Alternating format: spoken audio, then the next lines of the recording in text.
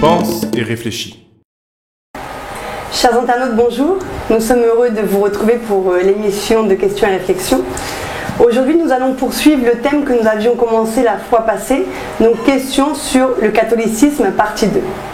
Donc comme vous le voyez, je suis toujours entourée de mes deux invités, le pasteur Mouché qui est à ma gauche, qui est là pour répondre à toutes nos questions à la lumière de la parole de Dieu, et le diacre Patrick qui fera le relais entre vous et nous. Donc c'est pourquoi n'hésitez pas à interagir à travers le chat. Je vous souhaite une bonne émission, que Dieu vous bénisse. Bonjour à vous deux. Bonjour. J'espère que vous allez bien. À la grâce de Dieu. Donc pasteur, on va commencer. Pouvez-vous nous mettre dans le vif du sujet avec un petit rappel? Donc d'où vient le catholicisme? Alors le catholicisme a commencé progressivement après le départ des apôtres directs de Jésus, les Jean, les Pierre, quand ils sont morts. Il y a eu une organisation des églises en fonction des évêques. Donc chaque ville avait un évêque qui était comme une sorte de responsable spirituel des chrétiens de la ville. D'où les lettres d'Apocalypse, nous pensons aussi que c'était lié à cette logique-là, écrit à l'ange de Thyatire, écrit à l'ange d'Éphèse. Cet ange-là était peut-être aussi l'évêque de la ville. Et à un moment donné, l'évêque de Rome a voulu être le chef des autres évêques. Et comme il était à la capitale, il a été soutenu par le pouvoir politique, bien sûr, avec le pouvoir militaire, pour pouvoir avoir le dessus sur les autres évêques. Et les évêques qui résistaient étaient envoyés en exil ou bien tués. Donc progressivement, l'évêque de Rome a pris la place du chef de l'Église, et a même pris la place de tous les chefs religieux en quelque sorte, parce qu'il s'est donné le nom qui existait avant lui de Pontifex Maximus. Donc ça veut dire souverain pontife. Le grand prêtre qui était le chef de tous les prêtres de l'Empire romain,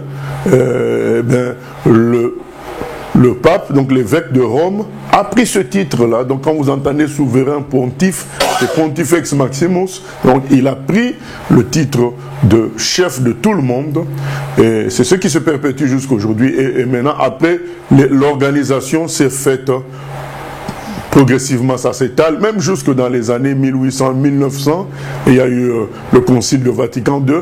C'est en fonction des conciles qu'ils établissent, qu'ils construisent le catholicisme jusqu'aujourd'hui par des dogmes, c'est-à-dire par des conceptions et des lois qui ne sont pas dans la Bible, mais que eux ils considèrent comme étant celles de Dieu.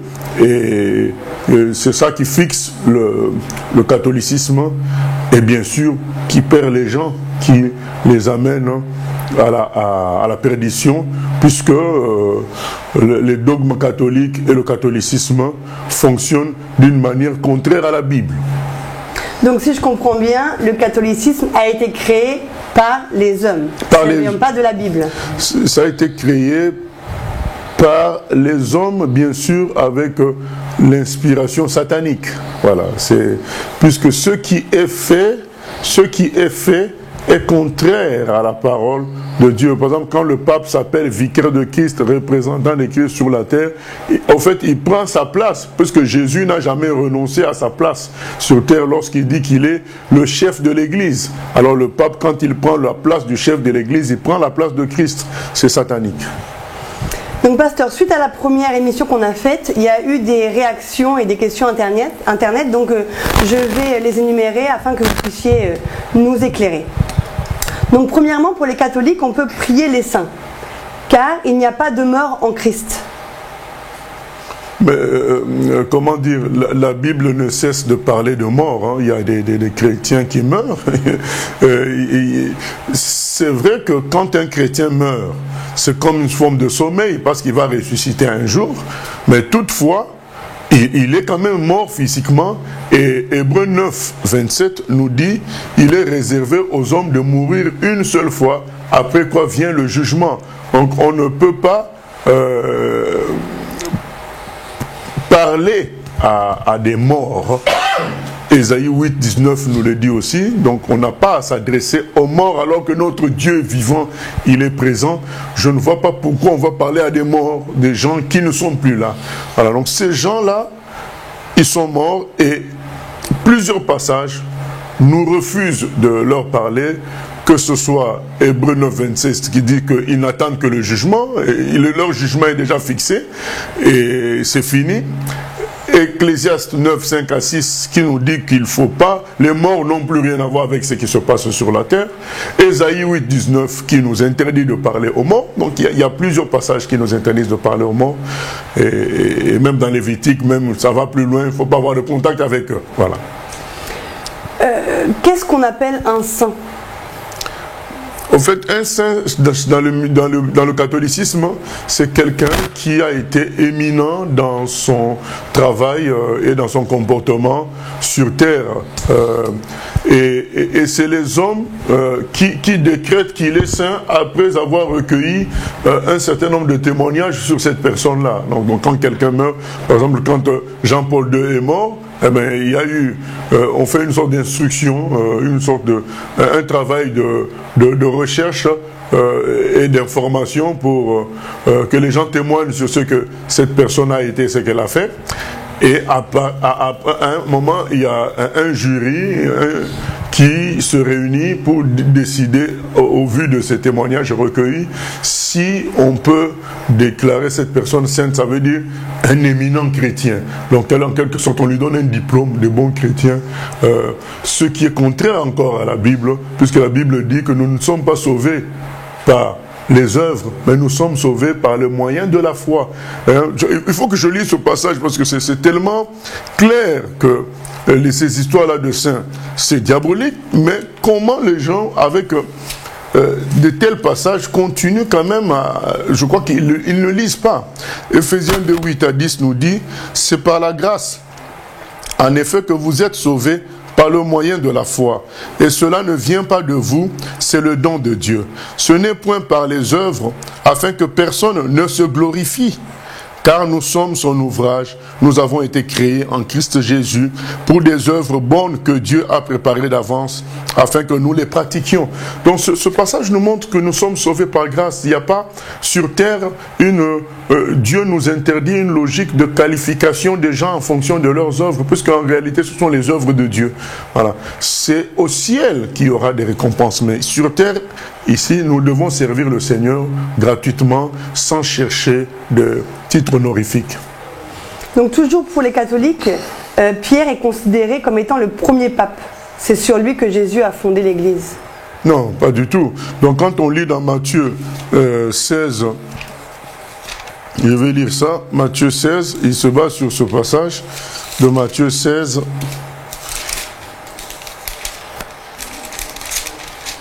Matthieu 16, au verset 18, « Et moi je te dis que tu es Pierre, et que sur cette, c'est là où se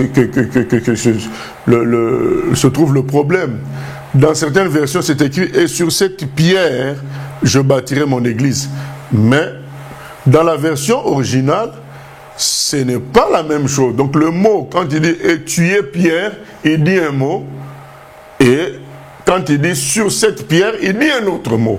Dans la version grecque originale, « Tu es Pétros, sur cette pétra, je bâtirai mon église. » Donc sur ce roc, je bâtirai mon église. C'était quoi le roc dont Jésus parlait? Le roc que venait de confesser Pierre. Pierre a dit, tu es le Fils de Dieu. Donc dans le verset d'avant, Pierre répondit, tu es le Christ, le Fils du Dieu vivant. Donc quand le Seigneur dit, sur cette Petra, je bâtirai mon église sur c'est la phrase là, cette parole là, que tu es le Fils de Dieu, le Christ, le Fils du Dieu vivant. C'est sur cette pierre là que Jésus bâtit son église, c'est pas sur un homme, parce que c'est tout simple. Pierre est mort. L'église continue à fonctionner, voilà. C'est Jésus qui est lui-même la pierre. On le voit dans 1 Corinthiens 3:11. On va lire ça encore. On va lire plutôt dans 1 Corinthiens 3:11. C'est écrit ceci. Car personne ne peut poser un autre fondement que celui qui a été posé, savoir Jésus-Christ. Voilà, le fondement sur lequel l'église est bâtie, c'est Jésus. Donc quand Jésus dit sur ce roc je bâtirai mon église, il ne parle pas de Pierre, il parle de la phrase Fils de Dieu que Pierre a prononcée, qui est le fondement de l'église. Donc une telle personne qui a eu la révélation du Christ, peut-on l'idolâtrer? On ne doit idolâtrer personne. Ésaïe 42:8, dans Ésaïe 42:8, Dieu dit « Je ne donnerai ma gloire à personne ». Nous ne devons adorer que Dieu. À plusieurs reprises, des chrétiens ont tenté d'adorer les anges. Les anges leur ont dit non, non, non, non. Nous, on est des serviteurs comme vous.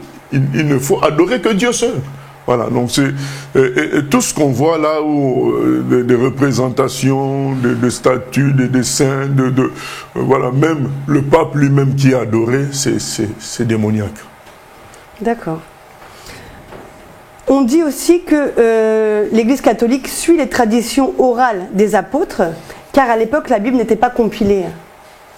Mais la Bible a été compilée comment? Mais attends, en fonction des traditions, en fonction des transmissions des apôtres. Donc si ils suivent les traditions orales des apôtres, ça devait se trouver dans la Bible, puisque le frère Luc, quand il a écrit ça, son évangile, il le dit là. Donc il dit au premier chapitre de son évangile, il dit: puisque plusieurs ont entrepris de composer un récit des événements qui se sont accomplis parmi nous, tels que nous les ont transmis ceux qui, dès le commencement, en ont été témoins oculaires et qui sont devenus serviteurs de la parole, il m'a semblé bon à moi aussi, après avoir tout recherché exactement depuis les origines, de te l'exposer par écrit d'une manière suivie, excellent Théophile, afin que tu reconnaisses la certitude des enseignements que tu as reçus. Donc le frère Luc dit que il s'est renseigné auprès des témoins oculaires, donc de la fameuse tradition orale. Donc il a entendu les gens qui ont vécu les événements, et il a fait un récit. Et il n'est pas le seul. Donc tous ceux qui ont fait les récits, ils ont entendu les gens qui est avec Christ. Donc c'est faux de dire qu'il y a eu des traditions orales qui ne sont pas dans les écrits. Non. Ceux qui ont fait les écrits, ils se sont basés de ce que les apôtres ont dit. Donc il y a eu une réponse à ça sur Internet. Donc une internaute a répondu. Donc depuis l'imprimerie, oui, ils lisent la Bible, mais pas celle de Luther qui a enlevé 7 livres. Ils se contentent de 66 livres. Drôle de chiffre. Les livres retirés contredisaient soi-disant la Bible.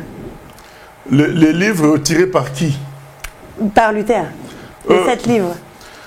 Luther n'a rien retiré. Au fait, Luther, il a composé la Bible.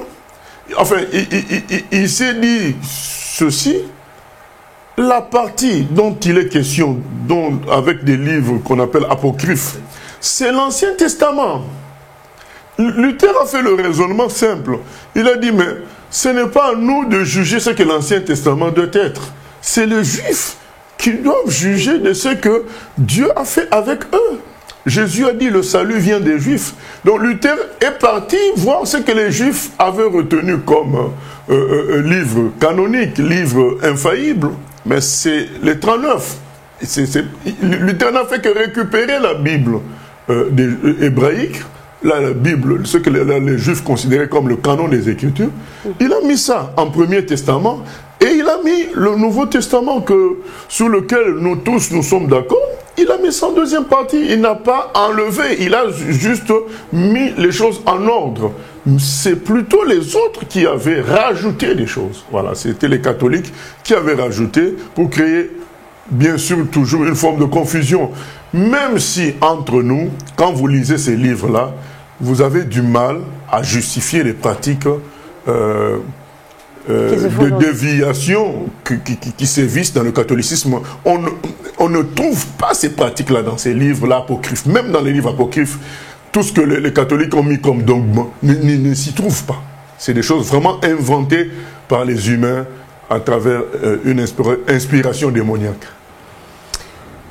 Les catholiques font passer l'Église avant la Bible, car selon eux, Jésus a laissé l'Église et non la Bible. Oui, mais l'Église, c'est qui? L'Église, c'est vous et moi, c'est les enfants de Dieu. Le corps du Christ, c'est les enfants de Dieu, les sauvés. Et cette Église-là, Jésus, quand elle laisse cette Église, qu'est-ce qu'il dit? Il dit, enseignez-leur à observer tout ce que je vous ai prescrit. Maintenant, ces gens-là donc ont pris ce que Jésus avait prescrit, ils ont consigné ça dans ce qu'on appelle la Bible.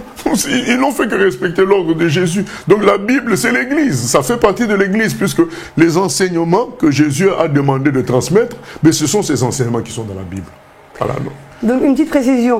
L'Église, c'est quoi? C'est le bâtiment? L'Église, c'est l'ensemble des sauvés. Ça n'a rien à voir avec un bâtiment. C'est l'ensemble de tous les chrétiens du monde entier. C'est ça l'Église, d'une manière globale. Après, il y a des groupes locaux, des églises locales. L'Église dans une ville, dans une maison. Mais l'Église, dans sa généralité, c'est l'ensemble de tous les chrétiens. Voilà. Donc, quand Jésus laisse l'Église, il leur laisse aussi des dirigeants, il leur laisse les apôtres pour les diriger et leur donner les enseignements concernant ce que Jésus a dit. Eh bien, eux, ils ont fait, comme le frère Luc l'a dit, ils ont écrit, ils ont composé les récits de tout ça, ils ont mis ça par écrit pour nous transmettre. Les catholiques disent que les non-catholiques suivent les 5 solas de Luther. Et alors, ceux qui ne sont pas catholiques, ils suivent le fait que il n'y a que les Écritures. Quand on dit 5 solas de Luther, c'est-à-dire que Luther, quand il quitte le catholicisme, il comprend que en réalité, ce que nous devons suivre, c'est les Écritures. C'est pourquoi il a dit sola scriptura. Donc, seules les Écritures. Et puis, il a compris aussi que nous ne pouvons être sauvés que par la foi. Ce n'est pas par toutes les œuvres que le catholicisme imposait aux gens, jusqu'aux indulgences. Il fallait payer à l'avance pour des péchés qu'on allait commettre plus tard. C'est très grave. Donc, il faisait du commerce avec les indulgences. Il faisait du commerce avec les messes de requiem. C'était du commerce dans le catholicisme. Alors, on poussait les gens à faire des choses pour être acceptés par Dieu, alors que la Bible dit nous sommes sauvés gratuitement par le moyen de la foi, à cause de l'œuvre accomplie par Jésus-Christ à la croix. Donc c'est pourquoi Luther dit seule la foi, sola fide. Donc, et puis quand il y a un autre sola qui dit seul Jésus-Christ. Seul Jésus-Christ sauve. Et voilà, donc je ne vois pas en quoi c'est mauvais de dire seul Jésus-Christ, seul les Écritures, seule la foi, je ne vois pas en quoi.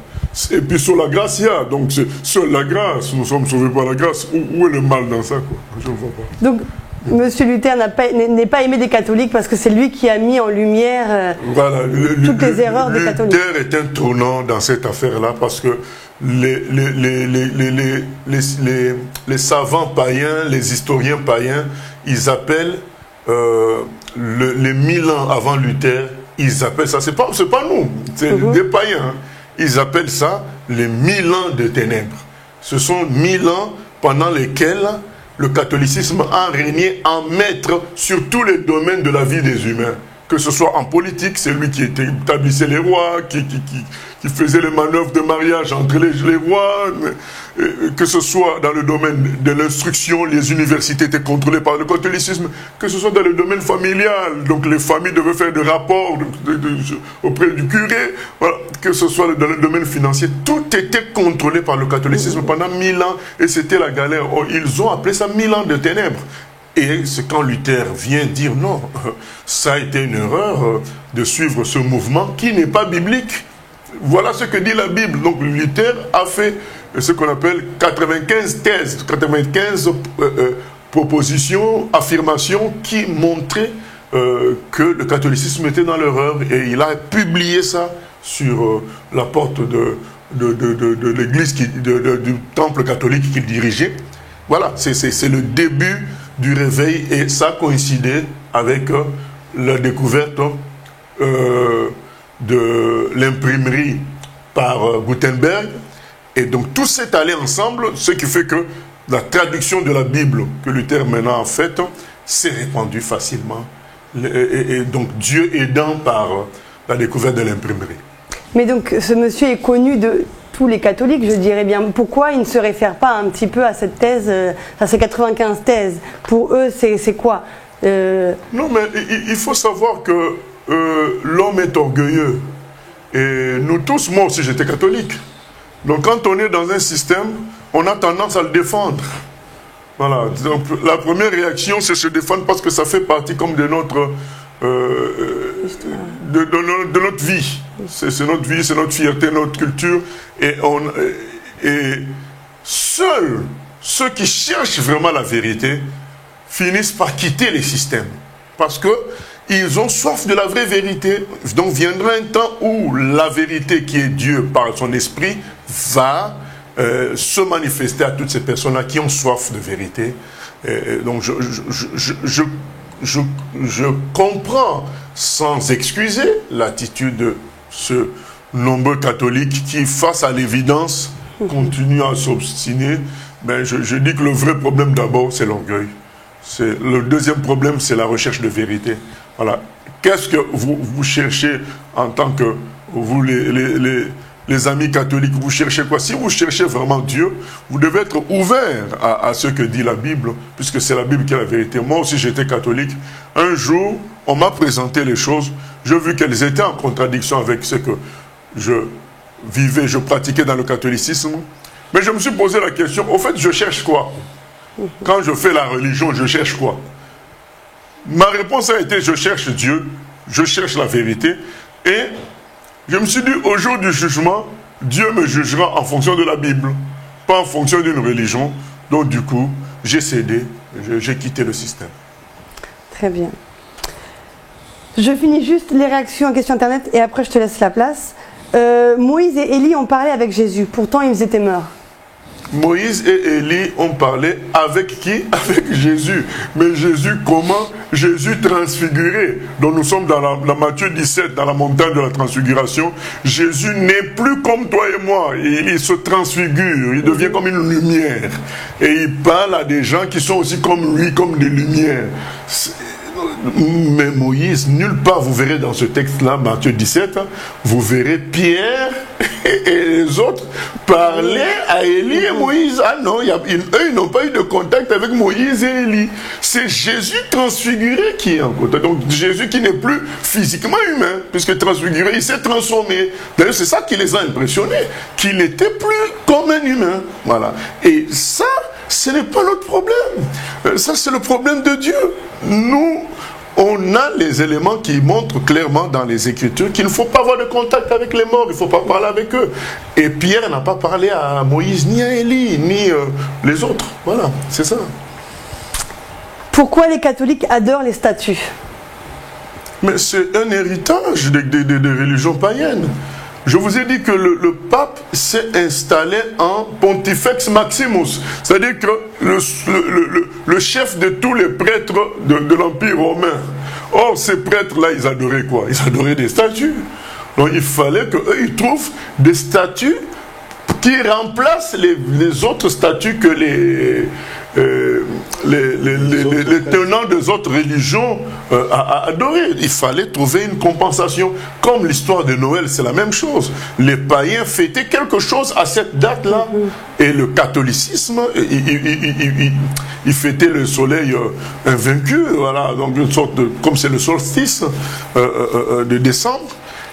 Et c'est là que le jour commence à devenir plus long que la nuit. Eh bien, ils fêtaient, les païens avaient une fête. Par rapport à ça, il y a aussi des gens qui fêtaient Mitra, une divinité païenne. Alors, le catholicisme voulant que tout le monde soit dans leurs choses à eux, eh bien, ils ont créé cette fête-là de Noël pour faire que, arrivé à cette fête, que les gens n'aillent pas ailleurs, mais ils fêtent localement. Mais le catholicisme, c'est le caméléon et la pieuvre. Donc quand ils arrivent quelque part, ils s'adaptent. Aujourd'hui, il y a des saints païens au Brésil. Vous savez, c'est quoi un saint païen? Des gens comme Johnny Hallyday, des gens comme un grand joueur de football, Maradona. Eh ben, les païens le décrètent comme saint et ils commencent à le prier. Eh ben, le catholicisme n'a dit pas de problème, mais tant que c'est fait dans le cadre catholique, nous vous autorisons à le faire. Voilà. C'est ça. Donc,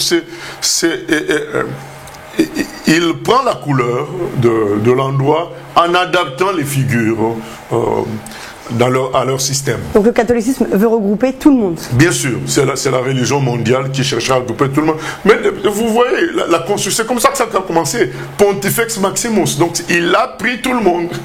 Et donc c'est comme ça que ça finira aussi. Dernière question. Pourquoi adorer l'image d'un Jésus blanc qui n'existe dans aucun verset biblique? Donc on a fait une émission sur Jésus était-il blanc, mais est-ce que vous pouvez quand même répondre à cette question? Bon, moi je pense déjà, personne n'a vu le Seigneur. Parmi nous, à son époque, il n'y avait pas de photo, et il n'y a pas eu non plus de peinture sur lui. Je pense que Jésus est fils de Dieu. Voilà, il est humain pour tous les humains. On n'a pas à le traiter de blanc, de je ne sais quoi. Voilà. Physiquement, il est venu chez les Juifs. Ce qui importe pour nous, c'est le Fils de Dieu que Dieu a envoyé pour nous sauver. Et si les catholiques ont fait un Jésus blanc, c'est en fonction du fait que le catholicisme est une émanation de l'Empire romain. Donc c'est là où il y a les Européens. Voilà, ils ont fait en leur image, c'est tout. Voilà, mais tout ça est faux, quoi. Tout ça est faux. Donc peu importe, Jésus est venu pour tout le monde. Jésus est venu pour tous les humains. Et Dieu attend, Jean 3,16, c'est la Bible en miniature. Dieu a tant aimé le monde qu'il a donné son Fils unique, afin que quiconque croit en lui ne périsse point, mais qu'il ait la vie éternelle. Voilà la Bible en miniature. Pour tout le monde. D'accord, je te laisse. Il y a pas mal de questions internet déjà. Comment comprendre le passage dans Marc 12, verset 27? Dieu n'est pas le Dieu des morts, mais des vivants. Parlons de Abraham, Isaac et Jacob. Oui, le passage le dit. C'est que Abraham, Isaac et Jacob sont aujourd'hui encore réels et ils sont auprès de Dieu. C'est ce que ça veut dire. Mais ça ne veut pas dire que nous, on entre en contact avec eux. Il ne faut pas qu'on confonde les choses. Ça veut dire qu'ils sont vivants auprès de Dieu. Voilà.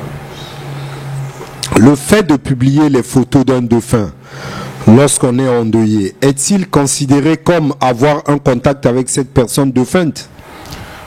Lorsque on met quelque chose dans un cadre de souvenir, dans un cadre de se rappeler, je ne vois pas de problème. Le problème se situe au niveau de l'élévation. Voilà. Donc quand on met par exemple, nous, quand nous lisons les Écritures, c'est écrit Évangile de Luc. Luc est mort. Mais c'est une histoire de repère. C'est pour qu'on se repère. Qui a écrit? Voilà. Ce n'est pas dans le cas de l'élévation, on n'élève pas. Mais quand on met une photo dans une maison, une grande photo de quelqu'un qui est déjà mort, même parfois vivant, mais dans un cadre d'élévation, d'importance, c'est pas bon. C'est pas bon. Et d'autant plus si la personne est morte. Voilà. Là c'est encore plus grave, puisque ça devient comme un contact avec le mort. Je pense qu'on a déjà fait une émission là-dessus où on avait expliqué que, attention, les gens qui sont morts, il faut éviter d'exposer leurs photos parce que c'est une forme de recherche de contact. Oui, là tu as presque répondu parce que l'internaute dit jusqu'à quelle mesure est-il bibliquement permis à une personne endeuillée de se souvenir des proches défunts? Non, mais je pense que quand on a des photos quelque part en titre de souvenir dans les albums, c'est des repères, il n'y a pas de problème. Comme je dis, il y a des écrits, c'est écrit Évangile de Luc, ainsi de suite. Mais quand c'est exposé dans une maison, c'est pas bon. Les gens sont morts, et déjà que quand ils sont vivants, voilà, je ne me prononce pas, mais voilà, ça peut être difficile, mais quand en plus ils sont morts, c'est comme une forme de contact, c'est comme une forme de relation, c'est pas bon. Dieu peut-il se servir de l'image d'un proche défunt pour nous parler à travers un rêve, ou cela est forcément l'œuvre du diable? Je dirais qu'en général, ça devrait, puisque je ne suis pas Dieu, hein, je dirais que c'est à 99% l'œuvre du diable. Mais le 1% concerne la souveraineté de Dieu, je ne peux pas juger de cela. Il m'est déjà arrivé de rêver des gens de ma famille décédés qui me parlent ou transmettent un message. Or, il ne doit plus avoir de lien entre vivants et morts. Ce type de rêve est démoniaque. Doit être rejeté, oui, oui. Quand c'est régulier, ça doit être rejeté. Comme je dis, il y a un 1% qui ne dépend que de Dieu seul. Dieu peut faire ce qu'il veut. Voilà. Il y a tellement de cimetières autour des bâtiments catholiques. Cela n'a aucun impact avec leurs fidèles ou leur église. Est-ce un simple hasard ou c'est fait exprès? Non, c'est fait exprès parce qu'à l'époque, le catholicisme, je vous ai parlé des 1000 ans de ténèbres, le catholicisme gérait tout, mais un peu jusqu'aujourd'hui. Vous allez voir quelqu'un comme Yves Saint-Laurent, un homosexuel patenté, mais le jour de sa mort, tout va se faire dans d'un temple catholique. Voilà, le catholicisme gérait la naissance de la personne, donc certaines mairies allaient même prendre la date de naissance des enfants chez les prêtres, puisque là-bas c'était structuré. Donc de la naissance à la mort d'un individu, le catholicisme devait gérer cet individu-là en quelque sorte. Et donc si tu échappes pendant ta vie, ben, ils vont te récupérer pendant la mort. C'est pourquoi, ben, en général aussi, le cimetière était autour d'une église. On observe certains chrétiens évangéliques suivre aussi des fêtes que font aussi les catholiques, comme Noël, Pâques et autres. Que doit-on leur dire? Je pense que beaucoup le font par habitude, parce qu'ils ont hérité de cela, de leurs prédécesseurs. Je crois que dans un premier temps, dire que c'est pas écrit comme ça dans la Bible, au moins qu'on soit dans la vérité. Maintenant, nous ne pouvons pas dire que tous ceux qui font ça sont forcément en train de faire un compromis, parce que certains peuvent utiliser ça pour évangéliser ou bien pour faire des choses qui concernent l'avancement de l'œuvre de Dieu. Mais nous préférons dire que quand même c'est mieux de ne pas faire à ces dates-là, puisque ça peut créer des confusions. Mais toutefois, nous ne condamnons pas tout le monde. Que dire à un catholique pour le ramener dans la vérité? Lui présenter la parole de Dieu, ce qui est écrit dans la parole, offrir un évangile aux catholiques qui lisent l'évangile. Voilà. Et puis, si le Saint-Esprit nous conduit à lui dire aussi qu'il est dans un faux système, bon, voilà. Ça dépend du Saint-Esprit. Pasteur, en revenant à tes explications quand tu as parlé des saints, comment l'Église catholique préparait et déclarait quelqu'un saint, mais que dit la Bible réellement par rapport aux saints? La Bible dit que tous les chrétiens sont des saints. Donc, tous ceux qui sont en Christ, donc quand on prend par exemple Romains, chapitre 1, donc Romains, nous avons été sanctifiés par le sang de Jésus. Romains 1, on lit ceci.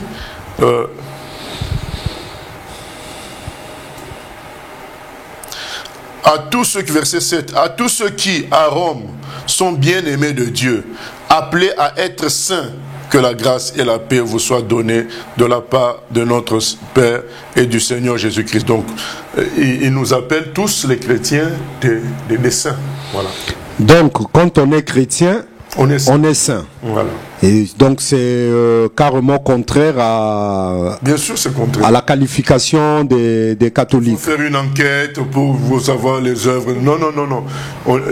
Saint, ça veut dire mis à part. Voilà, c'est mis à part. Bon. Donc, mis à part par Dieu à travers Jésus. Vu que le catholicisme utilise ces saints-là comme intermédiaires ou comme intervenants pour notre relation avec Dieu. Donc, en tant que chrétien, on peut utiliser un autre chrétien, puisque nous sommes des saints, utiliser un autre chrétien pour demander au Père.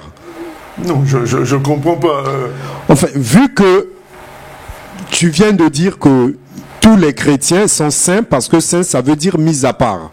Et quand on voit aujourd'hui la prière que les catholiques adressent aux saints, parce que les saints, c'est des gens tellement qu'ils sont saints, peut intervenir. Je comprends maintenant. Voilà. Voilà la suite. Maintenant, la suite de la question. Donc, on peut utiliser, puisque nous tous nous sommes saints, je peux utiliser. Là, dans le système catholique, tu veux dire, oui. Dans le système catholique, au lieu de prier un mort, dans ce cas-là, prie un saint vivant plutôt. Voilà. Dans leur système. Donc, cela est faisable. Dans leur système, je dis bien. Oui, tu leur donnerais le conseil de prier plutôt un saint humain vivant plutôt qu'un saint mort, parce que le saint mort, on peut l'écraser par une fourmi, il ne fera rien du tout. Voilà, et vaut mieux plutôt qu'il paye. Mais nous, ce qui nous est dit dans la parole de Dieu, on doit prier le Père au nom de Jésus-Christ. Voilà. D'accord, donc la Bible, il n'y a pas d'autre personne qui peut être l'intermédiaire, donc ni Marie, ni... Non, il y a un passage qui peut éclairer ça. 1 Timothée 2, verset 5, c'est écrit ceci.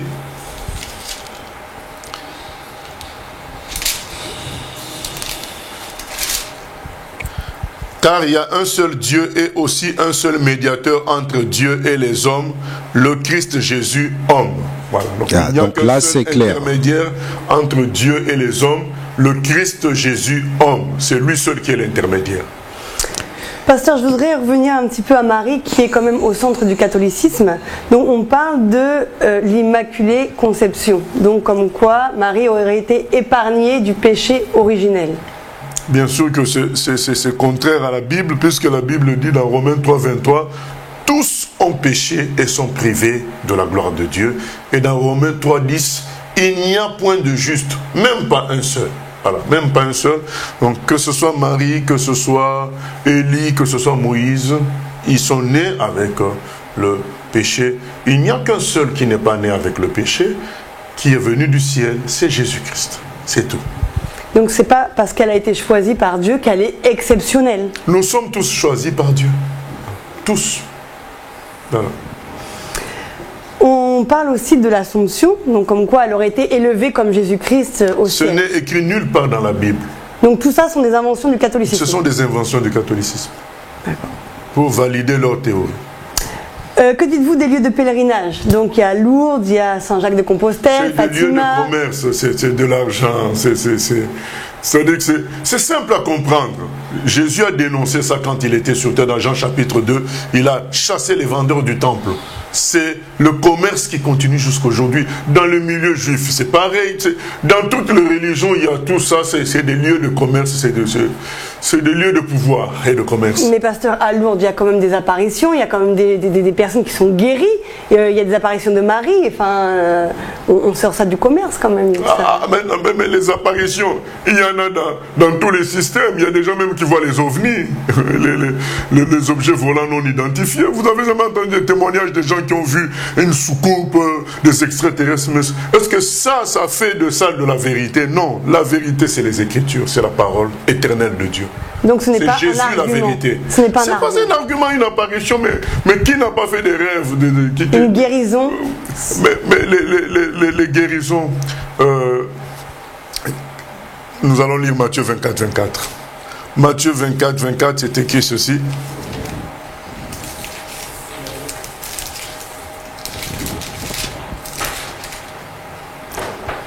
C'est simple à mémoriser, 24, 24. Car il s'élèvera de faux Christ et de faux prophètes. Ils opéreront de grands signes et des grands prodiges au point de séduire, si possible, même les élus. Voilà, donc il y a des fausses guérisons, ça existe. Les pasteurs, beaucoup dépensent énormément d'argent justement parce qu'ils veulent se rendre à Lourdes, parce qu'il y a une guérison que les médecins ne peuvent pas guérir. Donc... Mais on leur dit, venez à Jésus. Nous vous disons là officiellement. Vous êtes au bout du rouleau, vous êtes malade.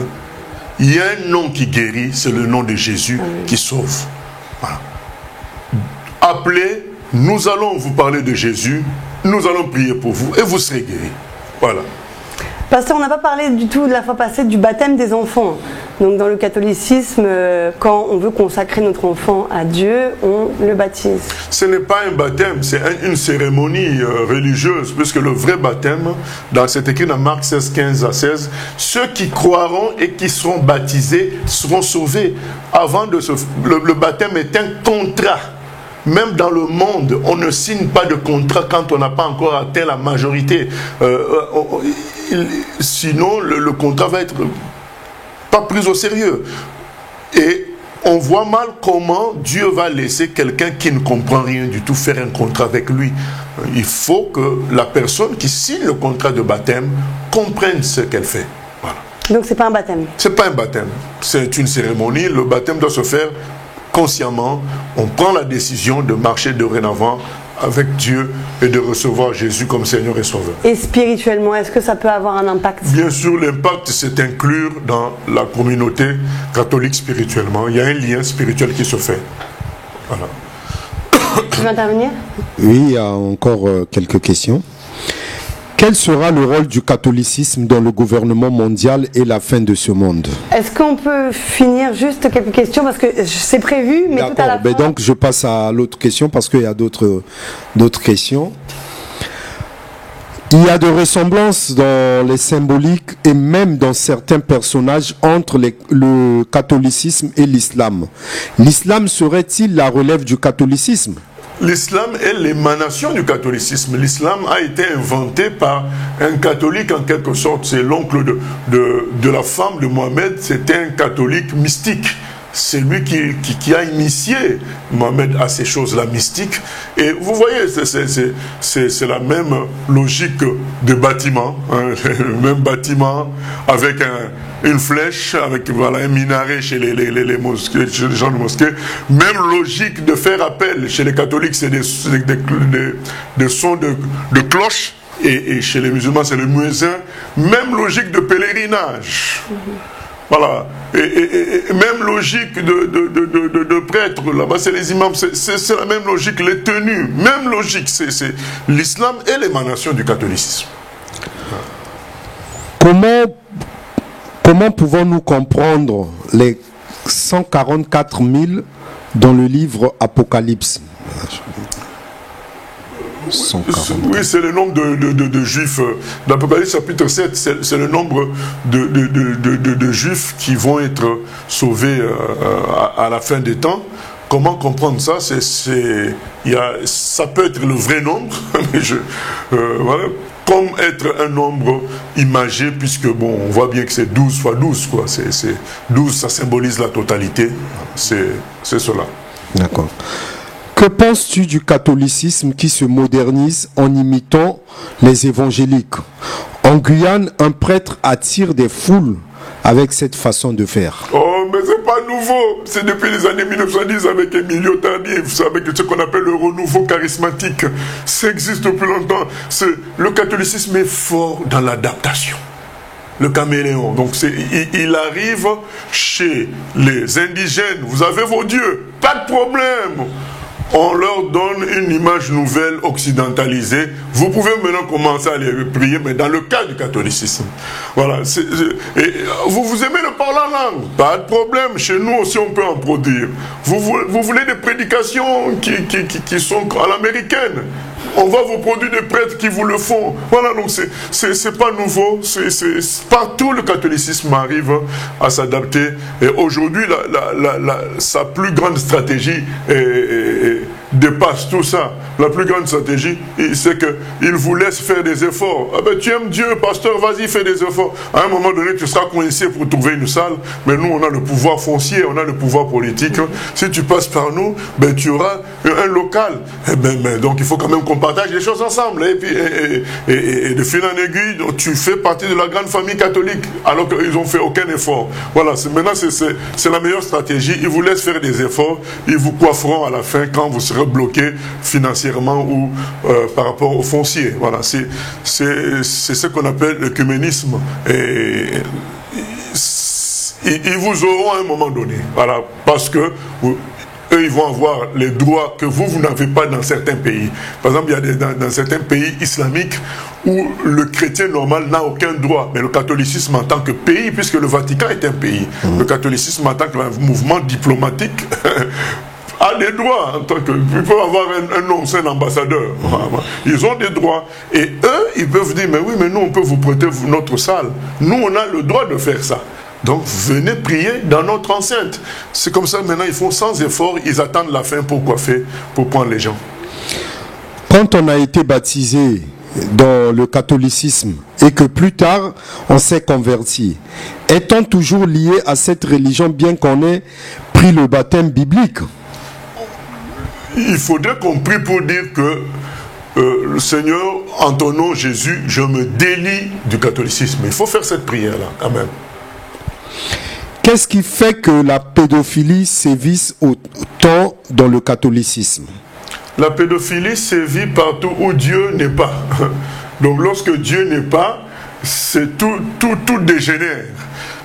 C'est comme ça que dans les milieux où on ne veut même pas citer Dieu, où on se moque de Dieu, ben on en arrive à la bestialité, à toutes sortes de pratiques, voilà, que l'on ne peut même pas citer en direct. Voilà, lorsque Dieu est négligé quelque part, le péché, il est en mode Club Med, tranquille, il ne fait que grandir et toucher les gens. Pasteur, un petit mot sur les reliques. On sait bien qu'en dessous, sous les églises, les bâtiments catholiques, il y a beaucoup de reliques, des ossements, des cheveux, des... Mais cela prouve le satanisme qu'il y a derrière tout ça. On prend des objets de mort, ça devient notre construction, la pierre angulaire. C'est pas bon. Ils prennent comment dire, l'os de tel, le cœur de... C'est comme dans la cathédrale de Rouen, c'est le cœur de Richard, cœur de Lion. Voilà, tout ça, c'est des cérémonies sataniques qui se font là-bas, et ces éléments-là le montrent. Voilà. Je sais que ça fait mal, mon langage, auprès de certains catholiques qui écoutent, ils sont, comment dire, fâchés par ce franc-parler, mais c'est aussi l'amour. Je ne peux pas cacher ce qui est vrai. Voilà, moi aussi j'ai été catholique. La réalité, c'est que ces pratiques-là sont sataniques, mais il y a une telle apparence de pureté. Vous savez, les voix de prêtres, c'est toujours comme ça, un peu mielleux. Cette apparence-là, les grands bâtiments donnent une certaine respectabilité, mais c'est faux tout ça. Le Seigneur l'a dit, qu'on ne doit pas juger selon les apparences. Et lui, il regarde au cœur. Regardons au cœur, regardons à la parole de Dieu. Peut-on comparer le catholicisme au pharisianisme? Je m'explique, il y a beaucoup de traditions, beaucoup de choses à faire, mais il n'y a pas de relation avec Dieu. Effectivement, au fait, le catholicisme, comme le pharisaïsme, comme le judaïsme, c'est la soumission à un système, mais pas à Dieu. Comme l'islam, c'est la soumission à un système, mais il n'y a pas de relation avec Dieu, tu ne fonctionnes pas avec Dieu. Or, le vrai christianisme, c'est la marche avec Jésus chaque jour dans tous les domaines, et ce Jésus-là, Dieu, le Saint-Esprit, il nous réunit avec les autres avec qui il marche pour construire quelque chose ensemble. Voilà, c'est ça la différence. La religion, c'est la soumission à un système, les rites, les règles, la façon de s'habiller, voilà, tu te soumets à un système, tu es esclave d'un système, alors que la vraie foi, c'est la vie consacrée à Dieu. Dieu te saisit et il fait de toi ce que lui a décidé, quelque chose de merveilleux. La religion catholique a-t-elle été créée de façon pernicieuse, de manière à faire croire aux gens qu'ils sont proches de Dieu alors que ce n'est pas du tout le cas? Bien sûr, c'est ça le but, c'est faire croire aux gens qui sont proches de Dieu par le bâtiment, le symbolisme de l'habillement, tout ça, voilà, ça donne l'impression d'une proximité, d'une solennité céleste, mais non. Non, la vraie foi, c'est la Bible, c'est la parole de Dieu. Quand on obéit à la parole, quand on est dans la parole, c'est ça la vraie foi. La vraie foi, c'est Jésus. Donc le catholicisme perd Les âmes plutôt qu'autre chose. Le but du catholicisme, bien sûr, c'est les éloigner de la vérité. Voilà, c'est ça. Les catholiques sont-ils sauvés? Je ne peux pas répondre à cette question à 100%. Je dirais que les catholiques sont dans un faux système. Maintenant, concernant le salut de chacun, seul Dieu sait. Voilà. Mais le système, il est satanique. Voilà. Pasteur, pour en revenir à la question qui avait été posée tout à l'heure, quel est le rôle du catholicisme dans la Bible? Mais le rôle de la religion mondiale, donc final, c'est le catholicisme qui va réunir toutes les autres religions pour faire une seule religion qui va être coiffée par un faux prophète. Donc soit ça sera un pape, soit quelqu'un d'autre, je ne sais pas, mais c'est le catholicisme qui servira de support à tout cela. Vous savez, quand vous allez dans certains pays islamiques, là où vous ne pouvez pas parler de Jésus comme ça, vous êtes arrêté tout de suite. Le catholicisme, il a quand même voix au chapitre. Il est quand même bien installé en parlant avec les autorités du pays, avec les autorités islamiques, sans problème. Hein. Donc c'est la religion qui réunira tout le monde, afin d'établir le faux prophète qui dirigera le monde spirituellement. Donc dans la Bible, on parle du catholicisme dans le fait pas que ce soit une bonne religion, mais dans le sens où c'est vraiment démoniaque. La Grande Babylone, voilà, c'est ça le catholicisme. La Grande Babylone. Il y a même Alexander Hislop qui a fait sa thèse de doctorat sur cela. Le livre s'appelle Le Deux Babylone. Dans ce livre-là qu'il a sorti en 1901, il démontre que les pratiques de l'ancienne Babylone se retrouvent exactement dans le catholicisme. Il démontre dans ce livre-là que quand la Bible parle de Babylone, elle parle du catholicisme. Preuve à l'appui. Hein. Il montre les pratiques du catholicisme, il montre les pratiques de l'ancienne Babylone identiques. Voilà. Et il dit, non, la grande Babylone dont parle l'Apocalypse, c'est le catholicisme. Selon Alexander Hislop, avec les éléments qu'il apporte clairement. Mais pourtant, on parle donc de la religion mondiale, d'accord, d'un pouvoir satanique. Mais parfois, dans certaines lois, les catholiques s'opposent quand même des fois à l'homosexualité, ou alors à l'avortement, ou alors on pourrait croire que c'est bon. Ah voilà, on pourrait croire, mais c'est des oppositions religieuses formelles, voilà, parce qu'ils doivent quand même défendre un idéal apparemment chrétien. Mais au fond, quand on regarde le système, il est pourri de l'intérieur. Moi, quand j'étais dans le catholicisme, les prêtres disaient par exemple que l'histoire d'Adam et Ève, c'est des légendes. C'est fait pour qu'on comprenne à peu près comment Dieu a fait le monde. C'est les prêtres qui nous disaient. Les prêtres reconnaissaient l'évolutionnisme comme étant bon, alors que c'est faux complètement. C'est des théories des rêveurs. Voilà, donc tout ça. Voilà, c'est l'image. C'est toujours le même système. Donner une image de droiture. Vous voyez par exemple l'islam. Ça donne l'image des femmes voilées, mais le prophète de l'islam en avait 9, voilà, 9 femmes. Voilà, c'est toujours le même système. Donc on impose une rectitude comme ça apparente, mais en réalité, quand on est dans le système, on sait que c'est la fête, quoi. Et on dit par exemple, quand tu meurs en tuant des gens pour l'islam, eh ben, tu tueras 70 vierges. Voilà, mais, donc c'est la pagaille là-bas, dans leur paradis. Mais c'est ça la réalité. Il y a une apparence de pureté, mais la réalité est fausse.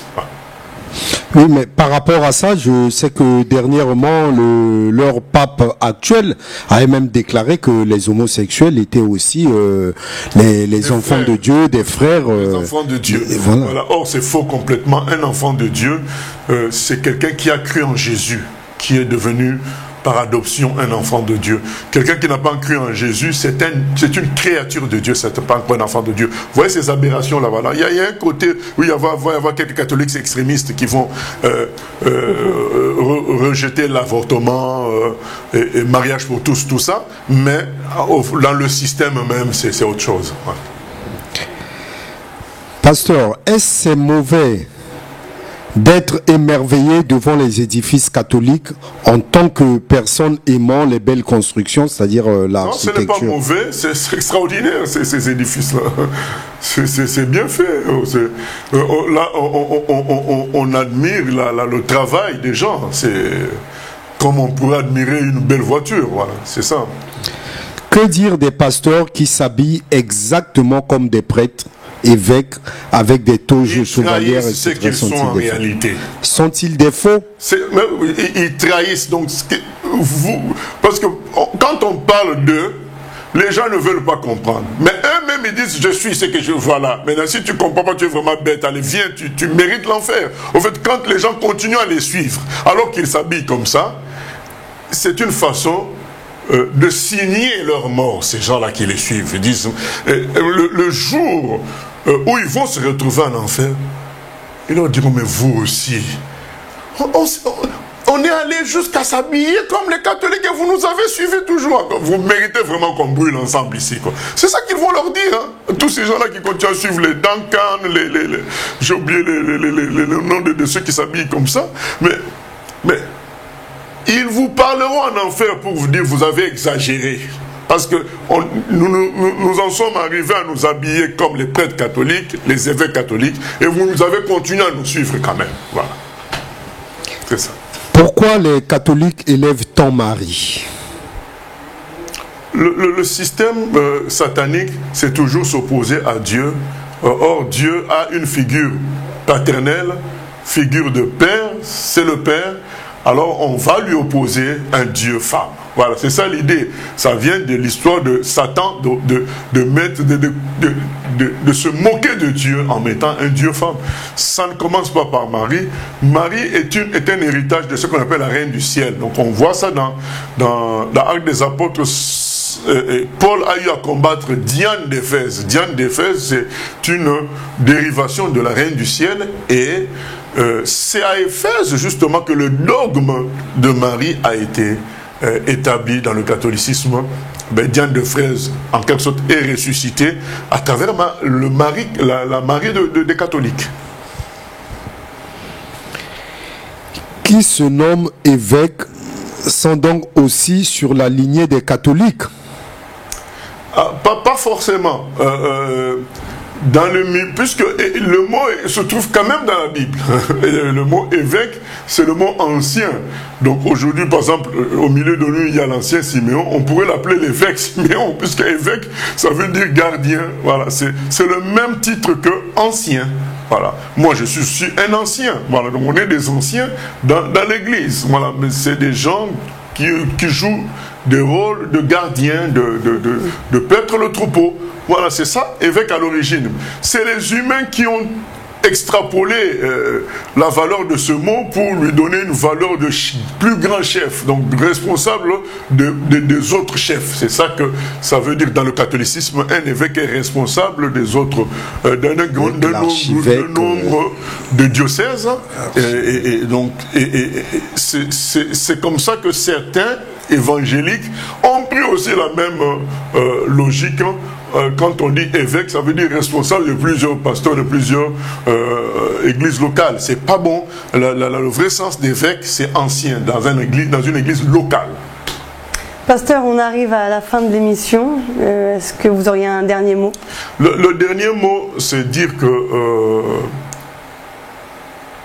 je ne cherche pas à blesser les catholiques, mais tout simplement à présenter Jésus, seul qui sauve. Voilà. Le langage est cru, puisqu'il faut que chacun adopte aussi son rôle, joue son rôle. Je parle en fonction de ce que je sais et de ce que je pense que je dois dire. Maintenant, il y aura des personnes qui vont parler beaucoup plus en douceur, mais l'objectif est le même, c'est que chaque catholique réalise qu'il doit rechercher Dieu, le seul Dieu qui sauve, qui a donné son Fils Jésus pour nous sauver et qui nous a laissé la Bible comme moyen d'être en contact avec lui et de travailler, de construire avec lui. Voilà l'objectif. L'objectif, ce n'est pas d'élever un autre mouvement, pas du tout. L'objectif, c'est de dire, demeurons en Jésus à travers la Bible et son Esprit Saint. Voilà, que Dieu bénisse tous les catholiques qui vont suivre et les aide à accepter de s'humilier. La vie devient meilleure quand on sait s'humilier et accepter la vérité. Que Dieu vous bénisse. Amen. Merci à vous deux. Merci à vous de nous avoir suivis. Merci pour toutes vos interactions. J'aimerais qu'on puisse clôturer cette émission par la prière. Donc je vais demander au pasteur Moshe s'il peut prier pour tous les catholiques. Éternel, je te remercie pour cette opportunité. Nous ne sommes venus condamner personne, mais condamner un système.